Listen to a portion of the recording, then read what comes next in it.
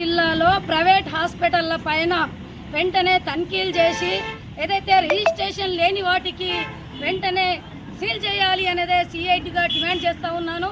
ఏదైతే నిజామాబాద్ జిల్లాలో ప్రైవేట్ హాస్పిటల్లో మామూలుగా జ్వరం వచ్చి ప్రైవేట్ హాస్పిటల్కు పోతే వేలాది రూపాయలు ఖర్చు పెట్టిస్తూ ఉన్నారు పేషెంట్లతోటి. ల్యాబ్ అనేది అదేవిధంగా మెడికల్ అనేది దాంతోపాటు ఎక్స్రే అనేక రకాలుగా టెస్టులు ఈ రకంగా స్కానింగ్లు అనేక రకాలుగా చేయిస్తూ ఉన్నారు. ఏదైతే ప్రభుత్వ హాస్పిటళ్లలో ఇప్పటి వరకు అద్దాల మీద మేడ కట్టినట్టే కట్టారు, అక్కడ ల్యాబ్ సరిగ్గా లేదు, ఎక్స్రే లేదు, స్కానింగ్ లేదు. ప్రైవేట్ హాస్పిటల్కు పోతే ప్రాణాలు ఉంటాయా లేదా అరచేతులు పెట్టుకొని పోవాల్సిన పరిస్థితి ఏర్పడుతూ ఉంది. వైద్యానికి కనీసం ఇల్లు అమ్ముకొని గుడిసెలు అమ్ముకొని వైద్యం అందుకుంటా ఉన్నారు. పేద ప్రజలకు వైద్యం అందుబాటులో లేదు. అదేవిధంగా ప్రైవేట్ హాస్పిటల్లో ఒక్క డాక్టరు పర్మిషన్ మీద ఎన్ని హాస్పిటల్ పెట్టాలో అది వెంటనే తనిఖీలు చేయాలి అనేది. ఒక్క ప్రైవేట్ రిజిస్ట్రేషన్ మీద 4-5 హాస్పిటల్ ఉన్నది.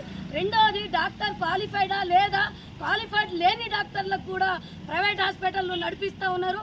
ప్రజల ప్రాణాలతోటి చెలగాటమాడుతూ ఉన్నారు. ఇవాళ ఏదైతే మెడికల్ ఏమో భార్య నడిపిస్తుంది, హాస్పిటల్ ఏమో డాక్టర్ నడిపిస్తాడు. అసలు క్వాలిఫైడా లేదా, వాళ్ళకు వైద్యం వస్తుందా లేదా, ఏ రకంగా ప్రభుత్వం ఆలోచిస్తుంది అనేది చెప్పాలి. ఇప్పటికే అనేక సార్లు డిఎంహెచ్ఓ గారికి వినతి పత్రం ఇవ్వడం జరిగింది, కానీ వీటి మీద చర్యట్లేదు.